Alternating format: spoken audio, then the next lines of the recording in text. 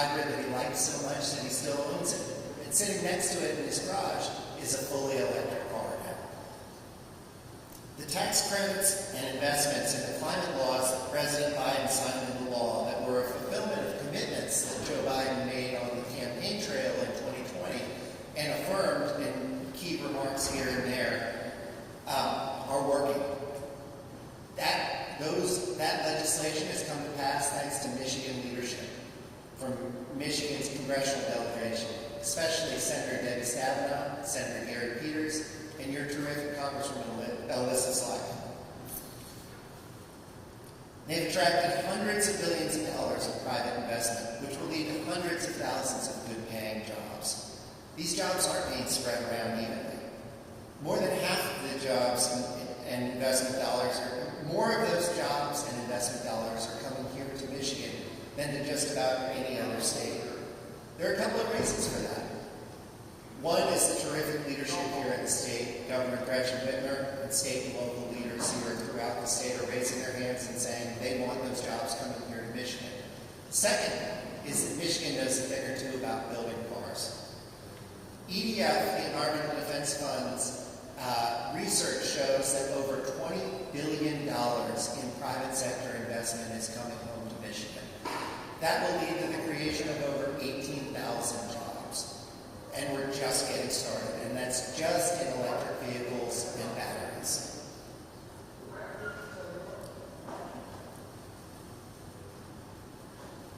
That couldn't be further from a bloodbath. To me, that looks like a manufacturing renaissance for this country, and a symbol of what is possible with a president and with leadership that understands the value of work, that supports good-paying union jobs, and that, as President Biden says over and over again, he is proud to be the most pro-union president in American history.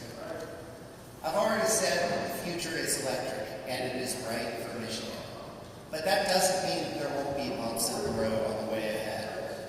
Range anxiety, worry that you won't have enough places to charge up your fully electric car or truck, is a real concern. And it's keeping some good people who would consider buying an electric car from taking that plunge and taking that next steps. Projects like the Michigan Capital Area Charging Gateway Initiative are addressing range anxiety head on. The $8 million in funding from the Department of Transportation that is coming here to Michigan's capital region is going to help build over 50 chargers that drivers, irrespective of whether they're in an electric vehicle or a gas-powered car, will see as they move about and go through their daily lives, that will give them confidence that if they make this decision and this choice to go electric, that they can plug in and get where they need to go. This is so, so important.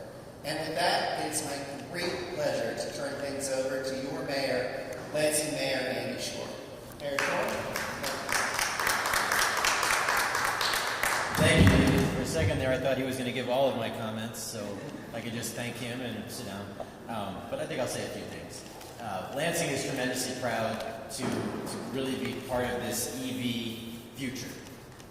We know that the batteries are being made here at Ultium Cells, a partnership between GM and LG, $2.7 billion of investment into our community, 1,700 jobs, making the batteries of the future. We know that there are going to be cars that are EV cars that are going to be made right here in the city of Lansing. We have 2 GM plants. And as David mentioned, I'm really excited to highlight the Michigan Capital Area Regional Electric Vehicle Charging Gateway Initiative. This is the $8 million grant that we sought and received from the federal government, from the U.S. Department of Transportation's charging. Yeah, turn that off. Oh, I won't touch that again. From the U.S. Department of Transportation's Charging and Fueling Infrastructure Grant Program, Lansing and some of our partner cities, we're going to be expanding our publicly available EV charging stations here in this region. This is important as people look to need a place to charge. They come to the capital city for the legislature, for state government, because we have an incredible number of amenities and things to do here. We're affordable. We get a lot of visitors here. And when they have their EV cars, they need a place to charge. So now we're going to have 50 or so more charging stations. Certainly, I want to thank our president, President Biden, and our U.S. Senators, Debbie Stabenow and Gary Peters, and Congresswoman Alyssa Slotkin, they supported, they pushed for the Bipartisan Infrastructure Act, and that's what made this possible. We know that the money on the street to ensure that we have the infrastructure for the future was so important, and that couldn't have happened without our President and our Senators and our Congresswoman's leadership. Providing access to electric vehicle charging, it'll be critical for our communities, for workers, and for those coming for these meetings, these dining, shopping, and other events. This is also a good way to ensure that we are minimizing the barrier for EV ownership. The City of Lansing was proud to lead this. Together with our partners, we are laying out a plan for growing publicly available EV charging by at least 25% in the capital region. The project, as I said, will install up to 50 electric vehicle supply equipment to be sited at various locations prioritized by our community members and stakeholders throughout the City of Lansing and surrounding municipalities, East Lansing, Williamstown Township, and others, to make sure that this is spread throughout our region. We'll expand our community-based infrastructure and fill gaps in access through equitable expansion of charging and fueling infrastructure throughout our community locations, located on public roads or in other publicly accessible locations like parking garages and facilities in public buildings, schools, parks, and in other publicly accessible areas. So I'm excited that we're moving forward with this. I also want to mention that our Lansing Public Service Department is in the initial cohort of our U.S. Department of Transportation Driving Communities program, and our own hometown power provider, the Lansing Board of Water and Light, provides rebates to help offset the costs associated with installing charging stations. So both on the public side and on the private side, we're providing resources to make sure that we can be part of this EV charging future. The board has always been a leader in adopting new programs to help customers save energy and money, and they took the same approach with the promotion and adoption of plug-in electric vehicles and their charging infrastructure.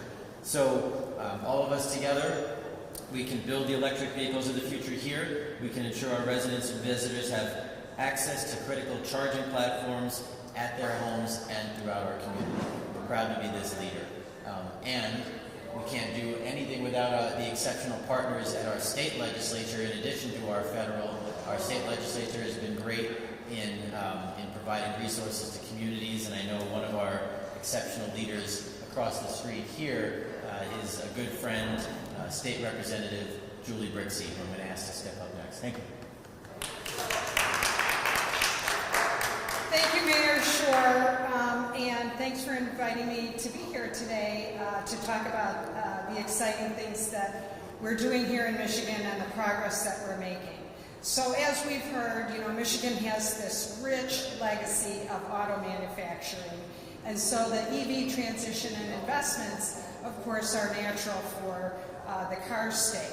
But we also are the Great Lakes state, and that's given us a rich environmental history as well. And when you then throw in agriculture, which is our second biggest economic driver behind manufacturing, we have over 300 specialty crops here in Michigan, and something that joins the Great Lakes state together with our environmental concerns and history and resources is our agricultural resources and the desire to preserve and protect them. So as chair of the House Ag and Rural Development Appropriations Subcommittee, I hear regularly from farmers who are concerned about the impact that changing climate has on their ability to sustain their farms and our food supplies. We have so many different specialty crops that have very narrow ranges, and our unique climate here with our lakeshore helps us be a leader in cherries and apples and all different types of crops. So the farmers have recognized the problem that we have with our changing climate. And from just 2010 to 2020, we've experienced 19 extreme weather events, and that has cost the state up to $5 billion in damages. We had a tornado last year in my district, and another one in the region just So greenhouse gas emissions from transportation account for almost 30% of U.S. Greenhouse gas emissions. And this is the largest sector of domestic greenhouse gas pollution. So the future of our agriculture and our economy depend on us reducing the carbon pollution and stabilizing the climate. And that's why we're capitalizing on these great investments in clean energy, including more than 50 new EV charging stations right here in the area. So, Lansing is, with the capital here, all sorts of people like me come to work here every day that are associated with state government and the workings of the capital. And it's great that President Biden and Senator Stabenow and Peters and Representative Slotkin have helped Lansing work in this area of capturing these EV charging stations so that the large source that comes here to Lansing to work everyday community can have that confidence that they'll be able to charge their vehicle. And it'll help us remain at the forefront of that EV industry. So I want to thank President Biden for having the foresight to see what our country needed to move us forward and to help us with these really important infrastructure investments that he has provided us with that we're taking full advantage of here in Michigan. So, and I'm very thankful to all of our other leadership at the national level to help get us here, as well as the governor's leadership in the state and Mayor Schor's leadership as well. So thank you so much.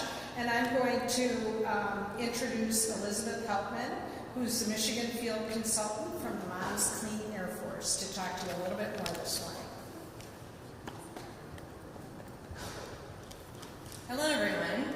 I'm Elizabeth Helpman, the Michigan Field Organizer with Moms Clean Air Force, uniting over 1.5 million parents, caregivers, fighting for clean air and a healthy future for our children here in Michigan. We have more than 35,000 members actively engaged in this cause. Today, I am thrilled to discuss the revolutionary advancements made by the Biden administration and EPA with a new clean car standard set to reshape the future of 2027 through 2032. My heart is deeply invested in this cause. My son, who has asthma, represents one of many children who will breathe easier as we shift towards a cleaner automotive future. The transportation sector, being a major source of pollution, directly impacts our children's health. The new standards promise a significant reduction in the harmful emissions, protecting our 22,600 adults and 3,900 children in Ingham County alone who suffer from asthma triggers. As a mother, every cough, wheeze underscores the urgency of this mission. Emissions from the transportation sector hit close to home, exacerbating conditions like asthma, which my son battles every day. Adopting clean air standards is not merely policy to us, it's a lifeline. It means fewer asthma attacks for the 3,900 children in Ingham County and over 140,000 children in Michigan who have asthma. This means fewer missed school days and emergency room visits and more days filled with laughter and play instead of worry and discomfort. These standards promise cleaner, healthier environment where our children can thrive, not just survive. And additionally, these shift promises immense savings in healthcare costs related to pollution. A recent report highlighted that Michigan can see benefits worth over $51 billion by reducing premature deaths, asthma attacks, and lost workdays through cleaner transportation. But the journey does not end here. We must ensure that these standards are not just implemented, but fiercely protected, from those who want to seek delay to our progress for personal gain. With the continued support of the EPA, Biden administration, we can look forward to a future where children can play outside without fear and where their skies are clear, where Michigan leads the way to charge in automotive innovation. So at this time, I would like to thank Senators Debbie Stabenow, Gary Peters, our representative Alyssa Slotkin, Governor Whitmore, and the MI Healthy Plan, as well as everyone on the stage here with me today. Let's continue paving a way to Route Zero, ensuring a healthier, more sustainable climate for all of our children. And with that, I'll bring David Pima back up here. Thank you, Elizabeth. In closing, let me again remind you that the future of driving is electric, and that future is incredibly bright for us here in Michigan. That future involves Michigan cars assembled by United Auto Workers, the best in the world, bought by Michigan consumers who will save money and experience better driving. As we've heard from Representative Brixby, it will benefit Michigan farmers. As we've heard from Elizabeth, it will benefit Michigan moms and families and have enormous public health consequences and lead to cleaner air and cleaner water. I'm so excited